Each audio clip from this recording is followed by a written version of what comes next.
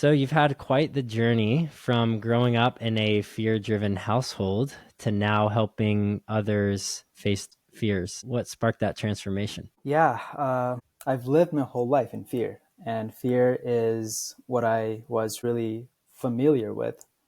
And even now, fear is usually the first thought that comes to me when I'm doing something different, when I'm doing something new. And the reason why I have worked so much of my whole life trying to befriend this concept of fear is because I've seen how it affects people in my own family, in my friends, with some of the people I work with. Fear is such a constriction. It takes away our ability to live. And one of the philosophies that I really subscribe to is that there's a big difference in having a life and being alive. And we get to really decide how we want to live in this life. Yeah, I'm curious when you say have a life, that distinguishing factor there, what are some things that come to mind in your ability to delineate those two? Yeah, we're all living in this world. And, like I think most of us have been given a script on how to get by. Mhm. We grow up, we go to school, we get a job, we get married, we have kids, and then we die. Like there's like this arc that we're all told to follow. And that, like if you follow this arc, you would live a good life. But I think sometimes we become so stuck on living the script that we forget to like bring our own authenticity and our curiosity and our humanness into this experience that is so precious. There are Mhm. only 8 billion people in this time and place, and each of us get to have a unique experience of life. And when we're following a script, we kind of forget what that unique experience is. And I think that is doing a disservice to myself and the people around me. So that is the distinction between following the script and parsing out your own definition, experience of what this life is.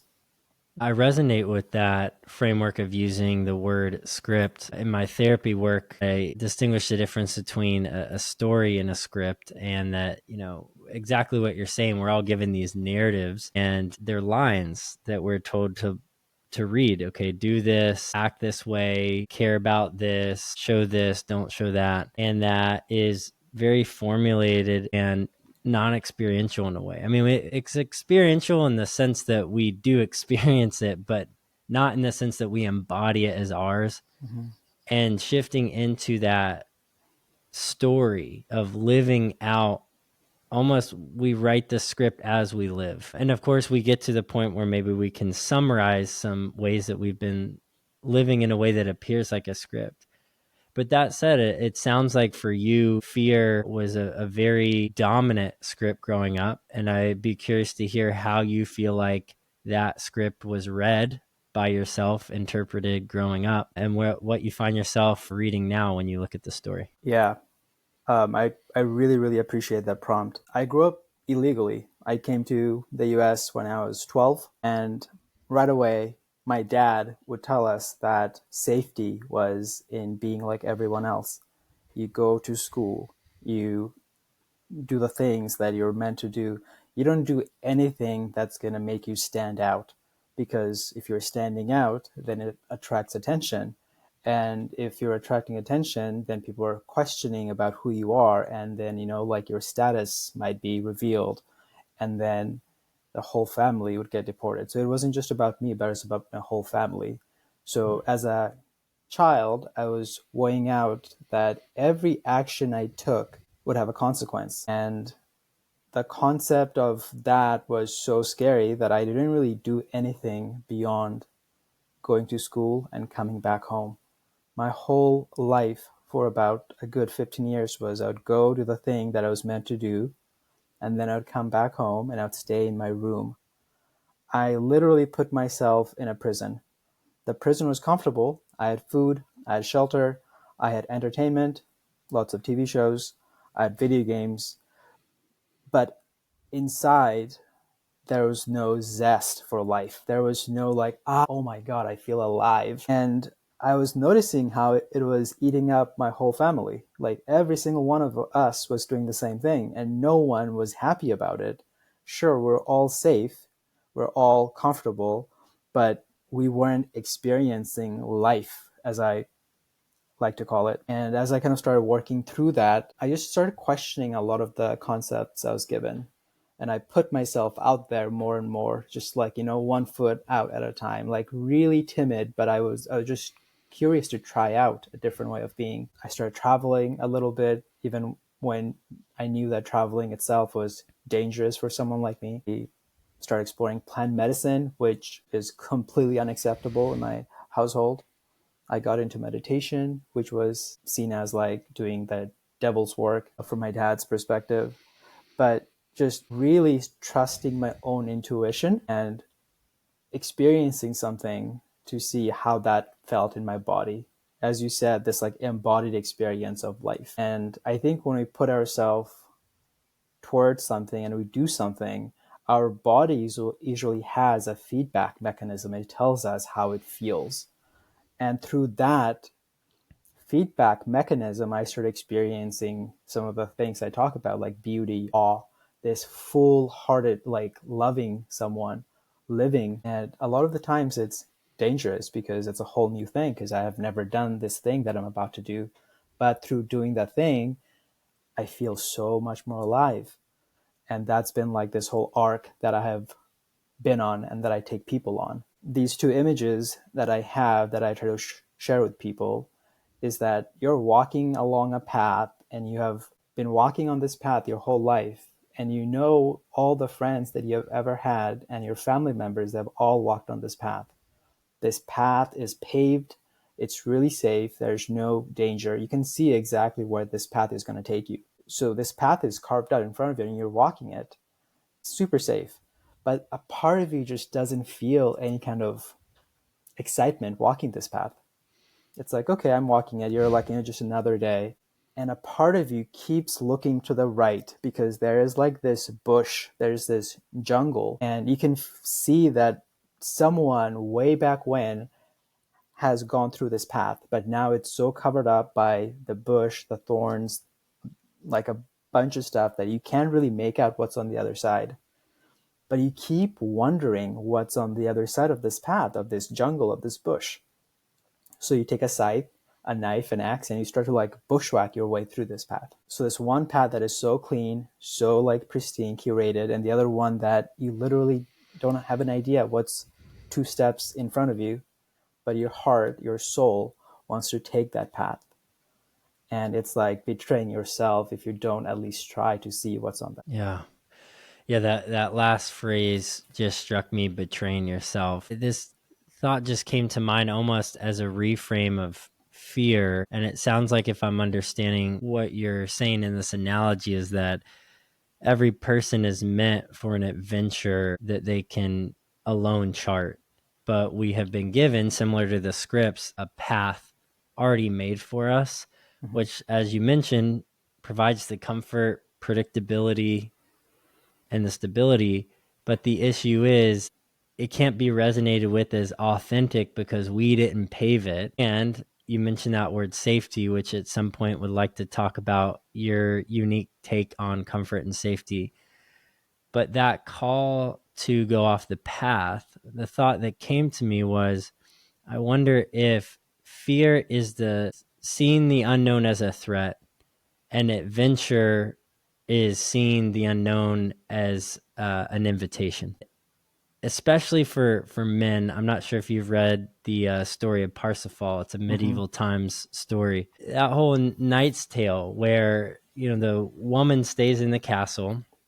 It doesn't mean this is always the case, but we know at least this to be true. But the man almost can't bear just to stay in the predictable, in the already given, in the script, has to go find his way in what I call a misadventure, to actually do it wrong, to take risk in the wrong things, only to fight his own battles, slay his own dragons, to return back to the castle feeling worthy enough to stay. I'm curious, you mentioned in your own path that it was a progressive exposure to the fear, which I appreciate is very human. You didn't just jump right in and Mm-hmm. face all your fears at once. How could you? How would you describe that staged exposure to the fear of going off the path, going to the bush for a little bit, exploring it, and then realizing, all right, I'll probably get back on the path, Mm-hmm. then I'll keep going, then I'll get back off. And eventually you find yourself almost continually off of that path, it seems, if I Mm-hmm. was understanding you. But, walk me through that, because I think a lot of men feel that call to adventure, see the bushes in their life, and want to take a step off. But there's things in them, whether it's narratives or other voices outside, that tell them don't do that. Yeah, totally. The story of the Green Knight, Joseph Campbell talks about the hero's journey. Mm, The journey is never a guarantee. A rite of passage and initiation is never a guarantee. It's just an opportunity to experience something different, to experience a different way of being. For me, what I call it is fear exposure and fear exposure training. It doesn't have to be something that we just switch, and like we just become this new person who just loves fear and like does everything that they're scared of.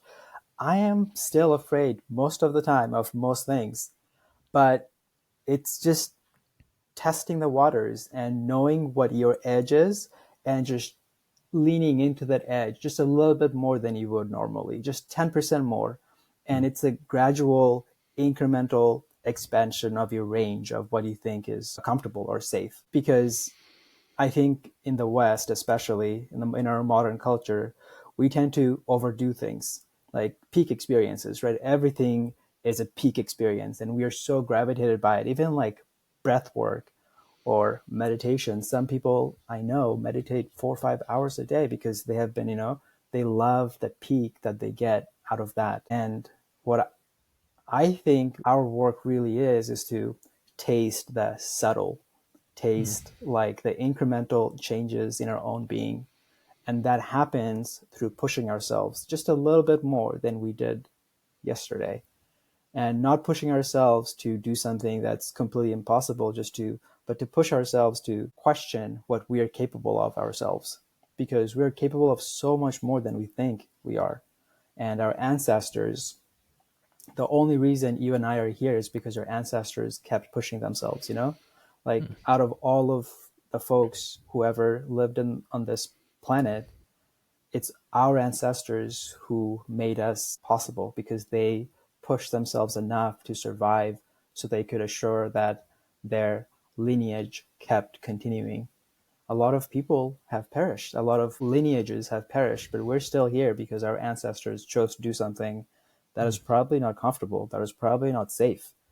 But through doing that, through taking those chances, they created a possibility that you and I can exist. And I think that if we do the same thing, that it creates a possibility that the people who come after us are inspired by us and they get to also create a different way of being, and not just, following this script. The analogy is like a video game. There are like these non-playable characters that we interact with, and the only reason these characters exist in the video game is to help the main player progress through the game.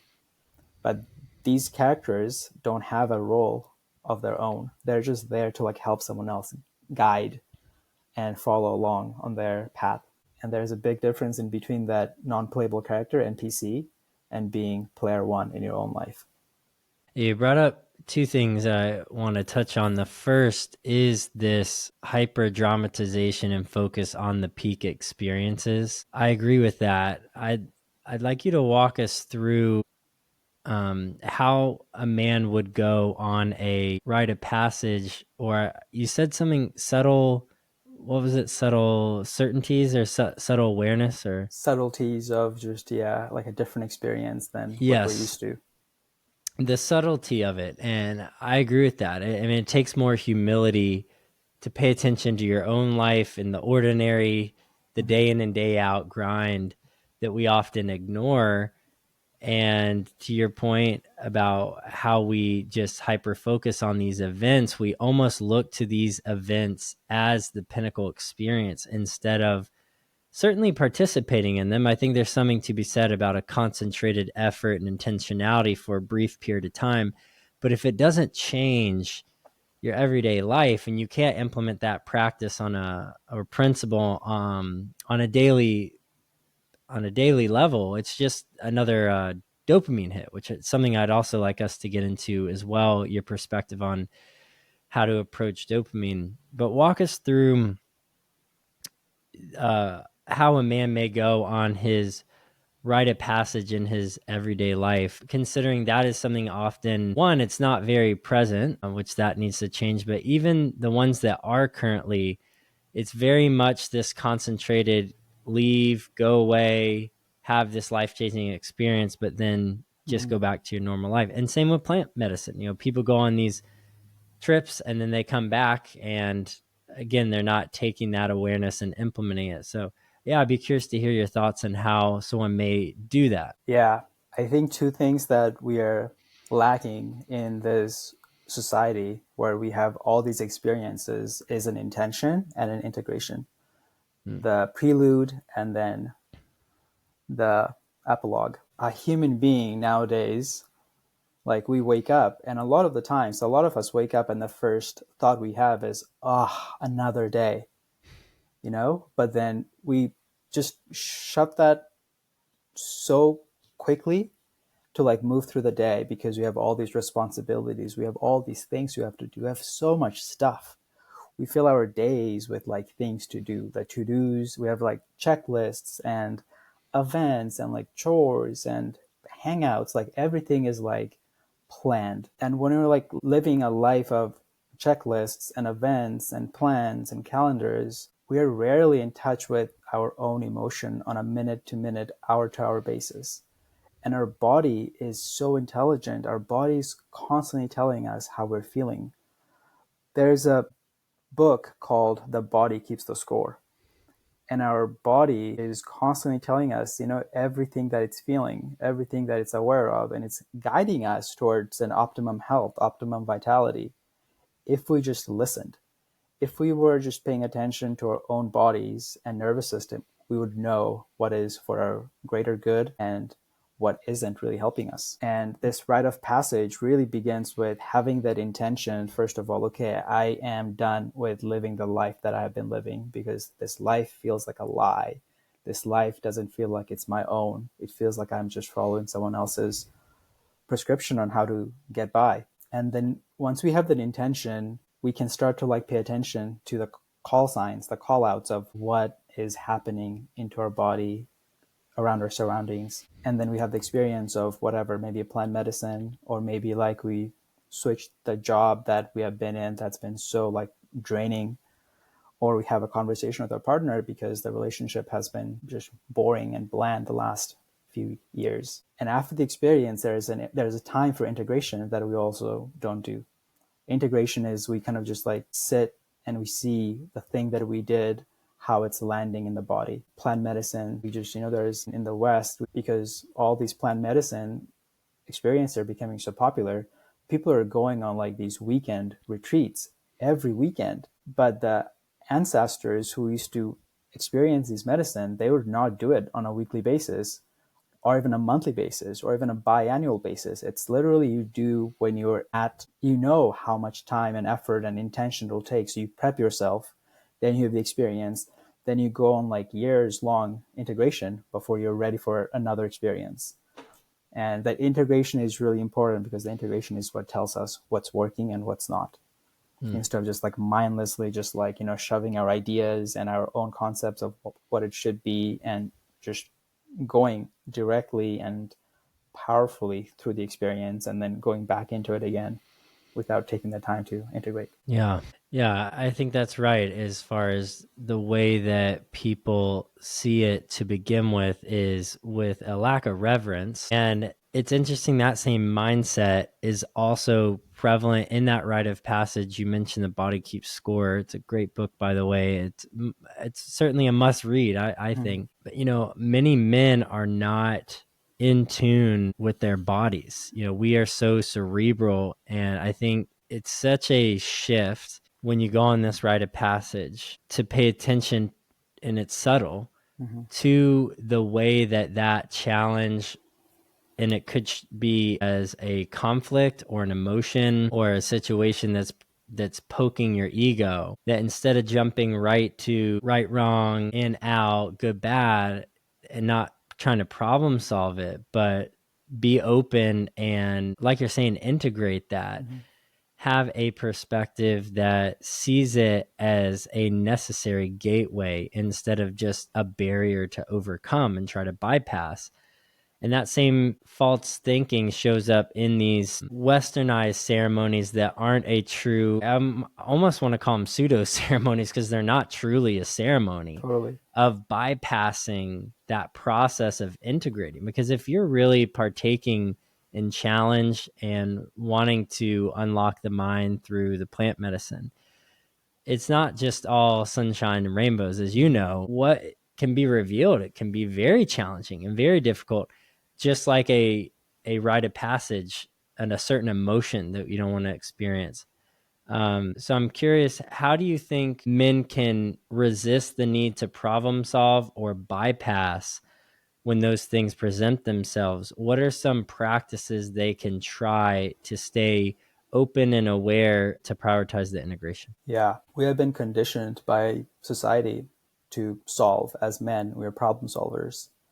And we live in a world that we have created. And there's so much beauty in it because we have been able to solve different problems. But it's also not very integrated because we have come at it with so much headiness, like we solve things. But the word that you mentioned, reverence, there's a lot of the times a lack of reverence for this world we live in, for each other, for even ourselves. There's so much bypassing happening because we want to just get to the next thing, the next experience, the next solution. And the reverence comes with this idea that we're all part of like the same thing. What I do affects everyone else, and what someone else does affects me. Like we're not separate from each other. But when we're operating from this headiness, a lot of the life we create comes from this place of selfishness, the ego. Like it's about me and mine Mm. alone. And it's very different from the indigenous ways of living where everything is communal and you see how things are related. Like the movie Avatar kind of demonstrated in such a beautiful way. The indigenous people all kind of live in a tribe. There's community. There's everyone's like feeding each other. Mm. There's a purpose for every person in the community, but it's all for the greater healing of the community itself.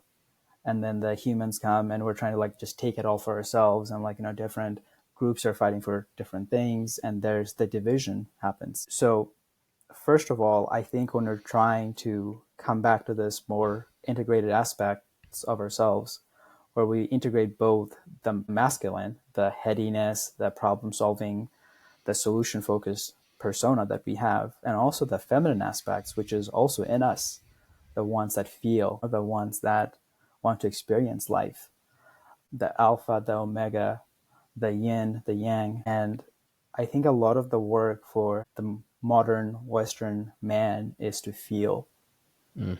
like just to feel the impact of themselves on the greater fabric of life, and Mm. really bringing that reverence to everything that we do, you know, and the way we speak, the way we interact with each other. And I think once we can feel the reverence, including for the feelings that we want to kind of like bypass or hide, like the feelings of, you know, depression, grief, anxiety, and let them come up. And it's only through like feeling that we get to integrate them as part of ourselves. And I think once we can start to like let ourselves feel these things that are kind of dark, kind of hard to accept, we start to like see other things and other beings also as things that are part of us. And acceptance, it's like this radical acceptance for everything and everyone. And through that comes the reverence, and through that comes the intention, and through that comes creating more beauty in this world. Yeah, beautifully said. And, let's go ahead and talk about what keeps most men from feeling. You mentioned a word earlier, dopamine. Mm-hmm. I think we can both agree that there's been, I mean, it's a natural thing, so of course, but there's been a lot of negative impacts from dopamine, Mm. some understood, some misunderstood. But I think that is a good place to continue this conversation, which is, so much you mentioned earlier of our lives is busy, go, go, go. There's no slowing down, there's no stopping, there's no stillness. And on top of that, even if there is that time of stillness, we are cognitively processing in a rational manner the lives that we're living. So I'm really curious about something that you told me in a previous conversation about a dopamine detox that you did. Starting with this intimacy you developed with yourself through this period of celibacy after your divorce. I'd be curious if you'd be down to share with us what led you to that experience. How was that experience? And now, having gone through it, what are some things that you want to pass along to us as some wisdom? Yeah. Relationships, intimacy is one of the things, that a lot of men also have a hard time with committing to a partner, like being able to love fully with an open heart, Hmm. because we're always trying to like just problem solve or like get to the next thing. And I was the same, dated so much in my early life, just like woman after woman after woman. And at the first sign of trouble, at the first sign of me needing to make commitment to someone, I would leave. So my whole life, I got used to just seeing different people because I was craving so much variety. And in a way, that was dopamine. Like, when the relationship would start to like fade its luster, its honeymoon phase, I would look for the next hit from the next woman. And that's how I found my ex-wife. We met while I was traveling in Hawaii. We're traveling, and it was just a beautiful moment. And I'm like, this is the woman I'm going to commit the rest of my life to. But I wasn't fully committing to her. I just did it because I was in the honeymoon phase and everything was feeling so good. And I'm like, this is going to last for the rest of my life. And I'm going to make sure that I have her and I have this forever.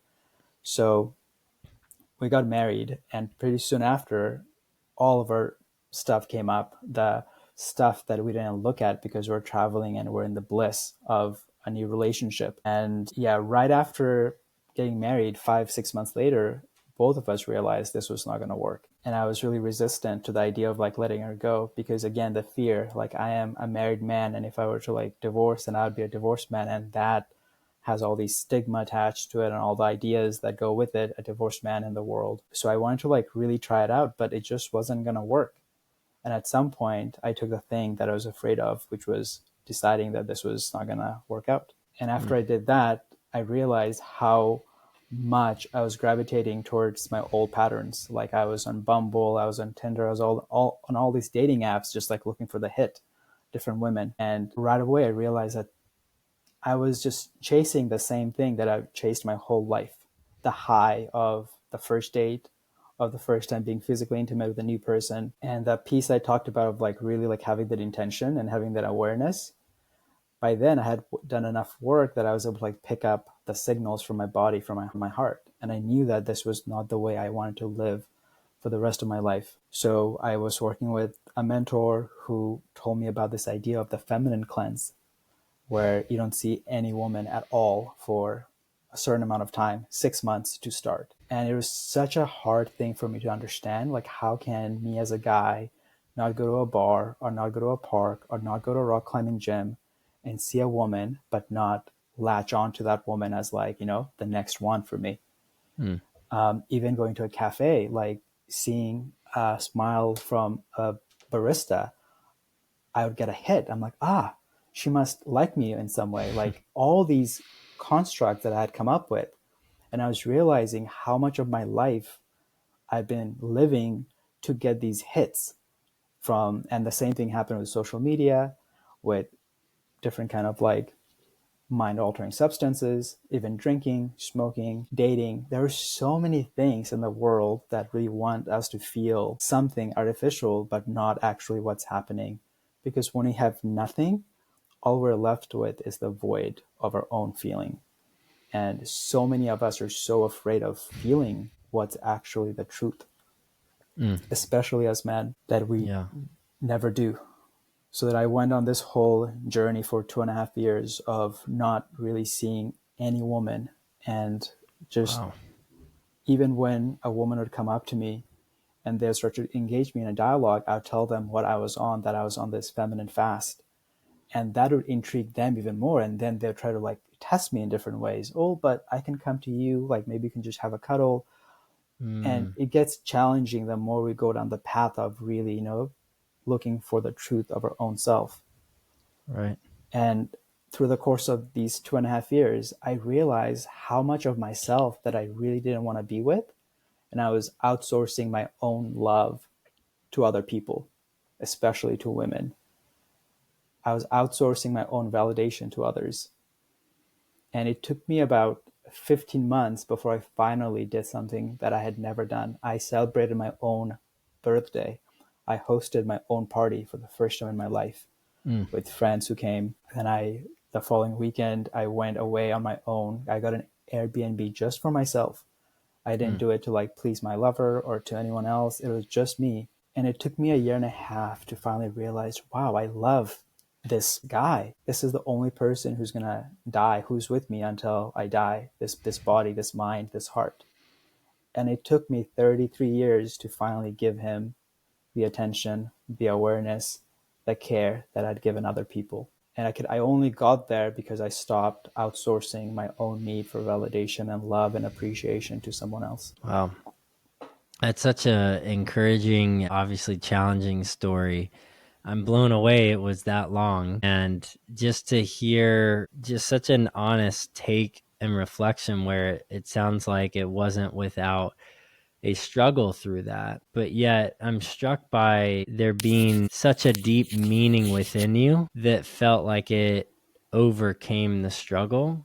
And I'm wondering if there's a guy out there listening that says, "Hey, that's me. I'm addicted to dating and scrolling on the apps and going out drinking." And I think many men are afraid to admit how helplessly codependent they are on wanting attention from women. If they have this realization, hey, I might be up for a period of time in celibacy, how can they tap into that meaning like you did in a way that, again, there's struggles back and forth. It's certainly not perfect, but tapping in the meaning in a way that helps them commit in a faithful manner to that process. So that's the first thing I'm curious about. And then I have a follow-up question. Yeah, Wes, it comes down to, really wanting to look at ourselves deeply. Mm, The reason why I did that, the thing that I did with the feminine cleanse, was because I was afraid of doing it. And this whole topic of fear, that sometimes fear really is the gateway. The work that I do is trusting the fear so we can experience awe. Because most of the time, on the other side of fear is something so incredible, mm, but we have to walk through the shadow of the unknown. And that's what fear is. Fear is just the unknown. And if someone really, really wants to pursue something like this, I've worked with so many men who are afraid of crying, who haven't cried in 20 years, and I guarantee you that if you really were to sit with your emotions, you'd feel feelings of low self-esteem, probably anxiety, probably like a constant like hum of grief of some kind. You'd have emotions come up that you might not know what to do with because they're scary because you haven't probably experienced them in a while. But if you really choose to go that route, know that if you really commit to something, commitment is freedom. If we commit to something, we don't question anything else. If someone really were to commit to a process like this for 3 to 6 months with enough support around them to like keep them honest, on the other side of that, there is something so beautiful, so unquantifiable, but it's a whole different way of being that'll change the rest of your life. And that'll attract probably the person who you have been wanting your whole life, but you haven't given yourself enough to like flush out what that person is because you've been going from person to person to person, experience to experience to experience.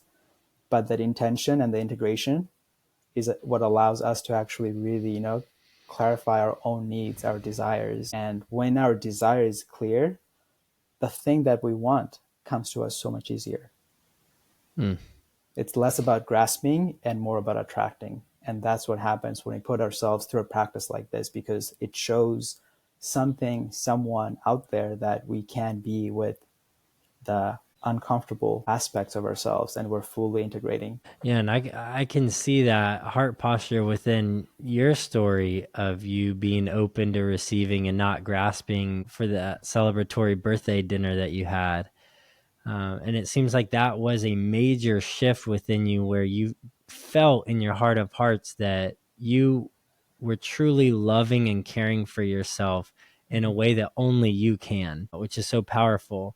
I'm wondering within that experience, what signs helped you become aware of crossing that threshold to say, the journey of loving myself never ends and being intentional about that, but more so the ending of the time of celibacy where you felt a new sense of capacity and readiness to enter into a relationship. What were some of those signs that you feel like help you become aware of that?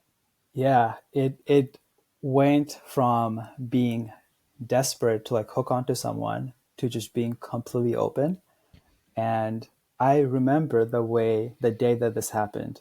I had been celibate for 2.5 years, and I had gone through this whole phase of fumbling my way through most of it. I still like I would download the apps. I would like, but I'm like, nah, no, I'm not.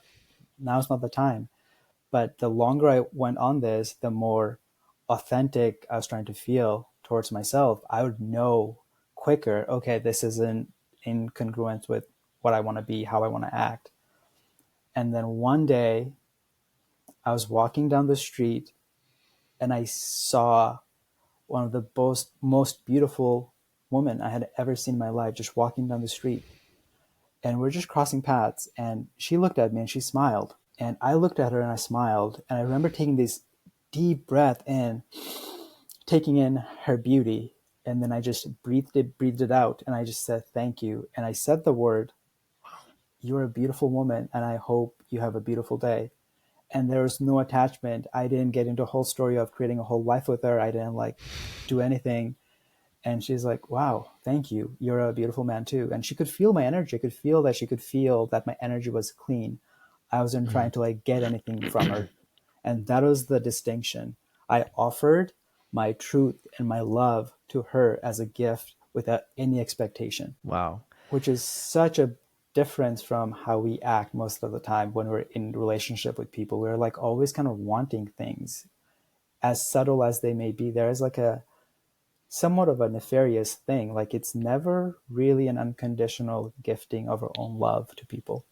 And we can only do that when we have a true barometer of who we are and the love that we have for ourselves, that we don't need anything from anyone else. Yeah. Wow, that story is so encouraging. I think especially because in our day and age, most men see themselves as the opposite, which is how much can I consume? How much can I Mm-hmm. take? How much can I dominate? How much can I control? Mm-hmm. How much benefits me, me, me? Mm-hmm. And that is such the uninitiated man. And in that story, the word that comes to mind is or the phrase, I should say, is no strings attached. Mm. You saw her for who she was and you appreciated it simply. Just like art, anything Yeah. artistic, we cannot have a value judgment on it and we cannot extract some meaning from it that benefits ourselves.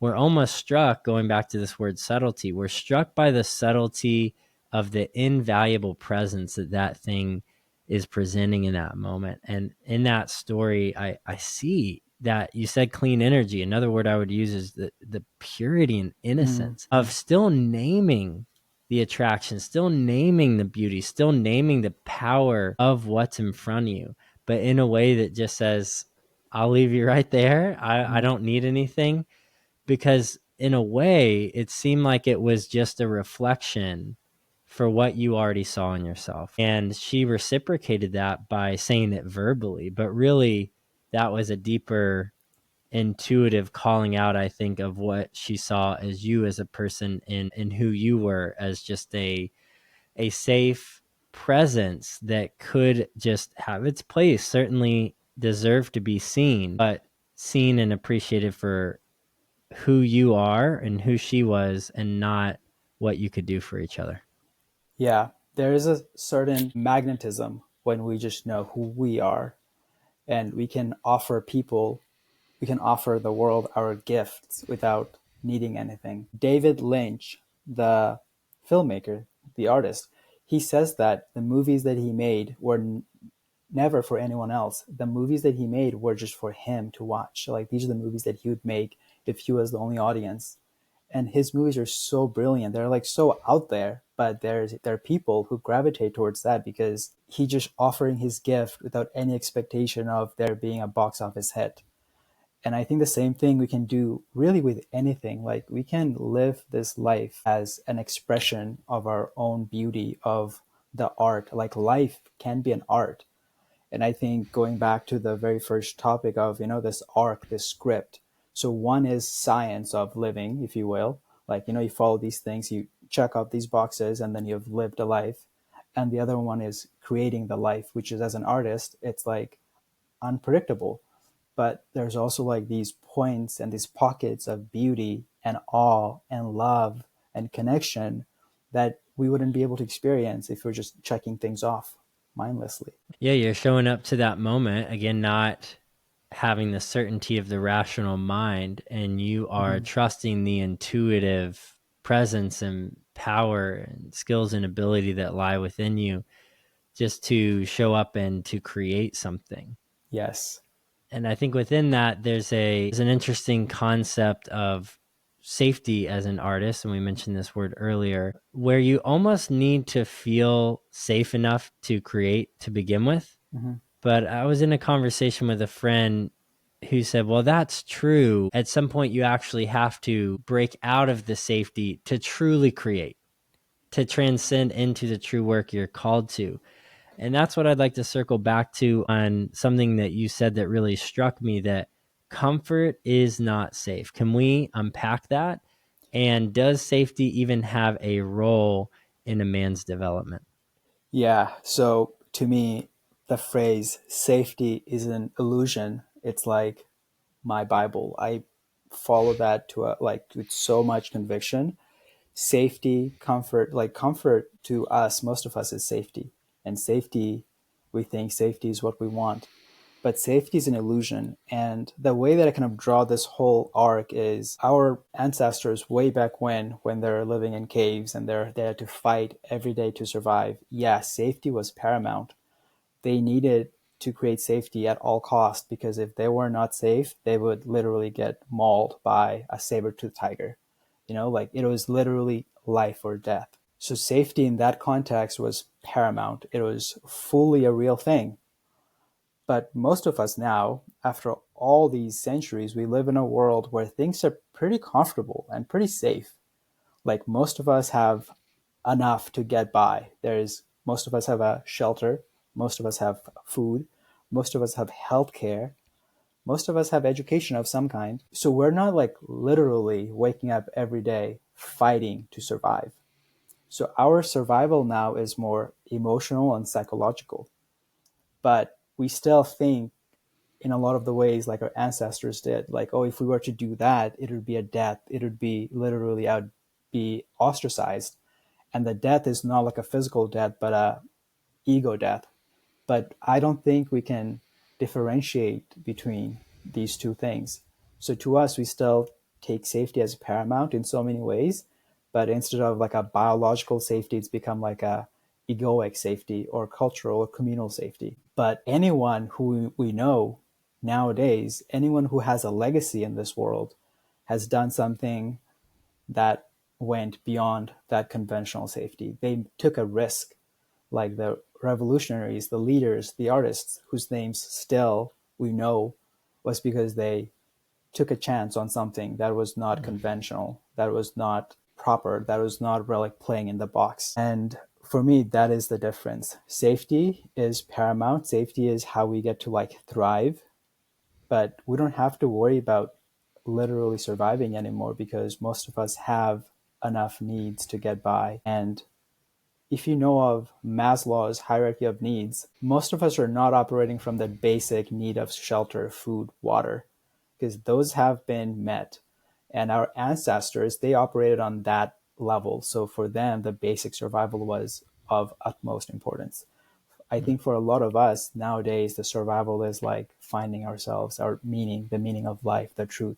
So even though it's the same kind of, survival, but it's more of like survival of our spirit as opposed to survival of our body. Yeah, you make an intuitive point. I don't think a lot of us realize we almost create unnecessary threats because we don't have the practical threats. Totally. Yeah. And then those compound, and then all of a sudden we're living in this world where everything is a threat. And certainly the polarization of societies and different ideological views doesn't help, in the news and social Mm-hmm. media. Mm-hmm. All those things combat our awareness to make us think that we are not safe. And we see this a lot, especially here in the States and in industrialized countries, of problems historically we and globally have never been an epidemic, that we have Mm-hmm. created an epidemic. Yeah. Things like pornography, things Mm-hmm. like the ADHD and attention span.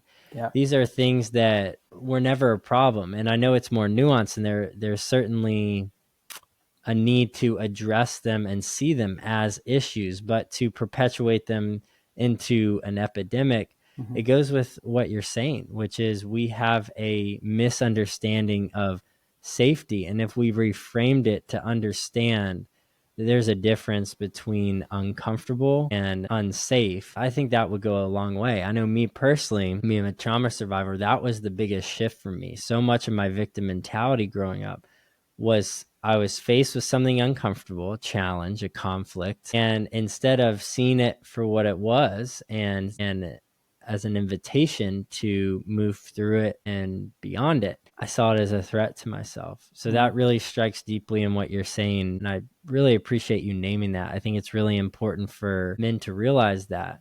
There's something else in there that I've been thinking about, is that when men feel too safe, they will almost find a way to feel unsafe in an unproductive manner. So this is what I see in a lot of antisocial behavior. Someone's bored, Yeah. life's too comfortable. Let's partake in the drug abuse. Let's commit the crime. Let's start issues here and there. Just curious, any thoughts on that? If you resonate with working with men, is in how you have help change their definition of safety, if you have found them also taking more secure and responsible risks that show that outcome. Yeah. I have an example of the client who I just finished working with that I can share. And as I was working with him, I was trying to like find a way to empower him.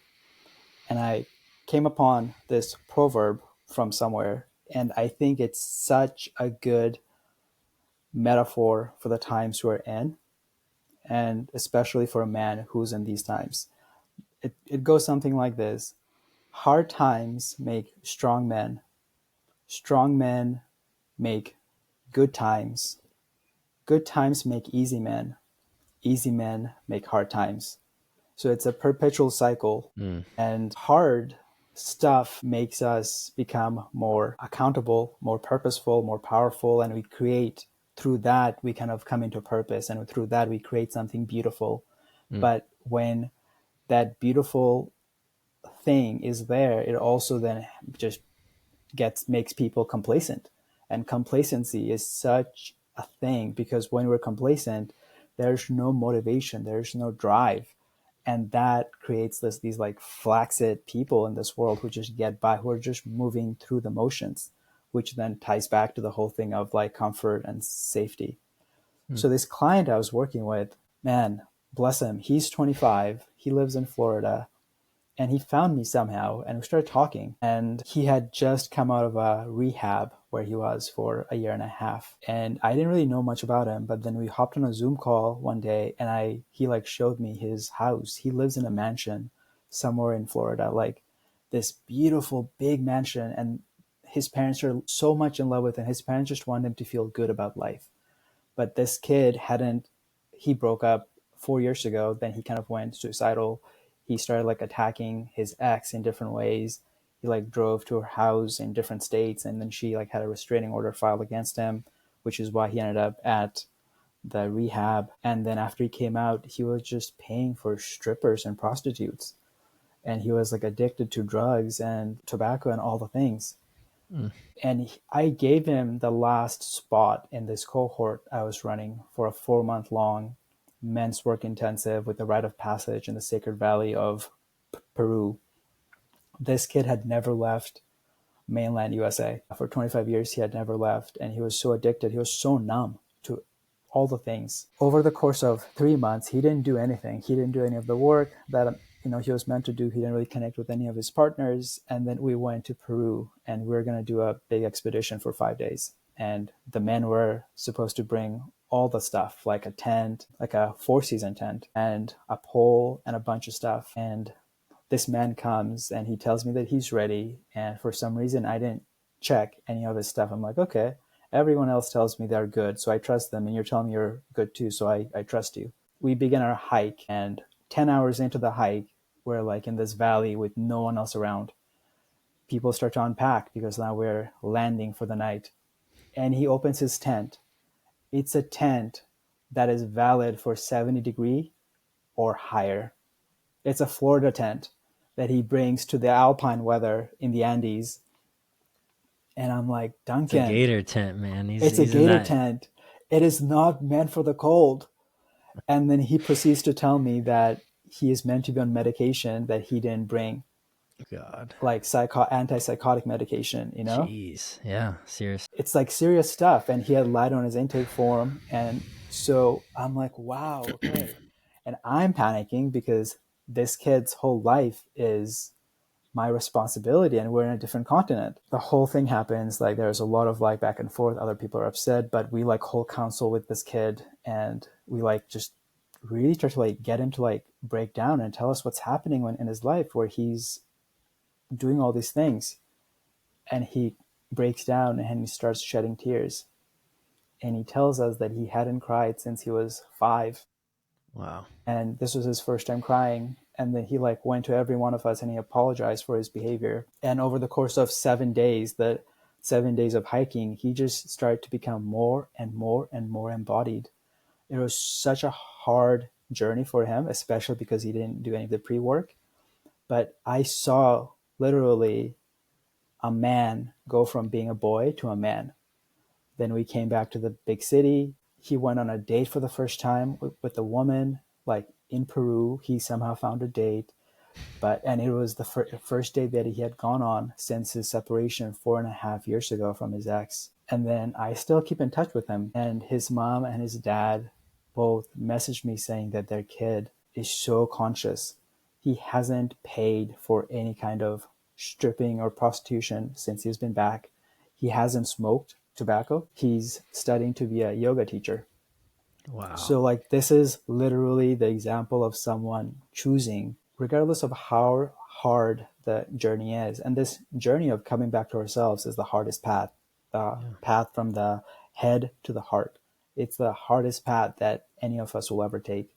And he's gone on that journey, and already it's having these exponential, possibilities for him that he didn't even think that was possible for him a few months ago. Yeah. But Wow. it starts with taking that first step towards really, really feeling your truth and your emotion, and feeling exactly who you are in this world and how you can show up like that more often. Yeah. That story is like out of a news article, but it's so encouraging to hear in such a brief amount of time how you saw that change and the way you recount it. And I think your leadership within that to trust you're not the one doing the work, he has Mm-hmm. to, but creating that support system.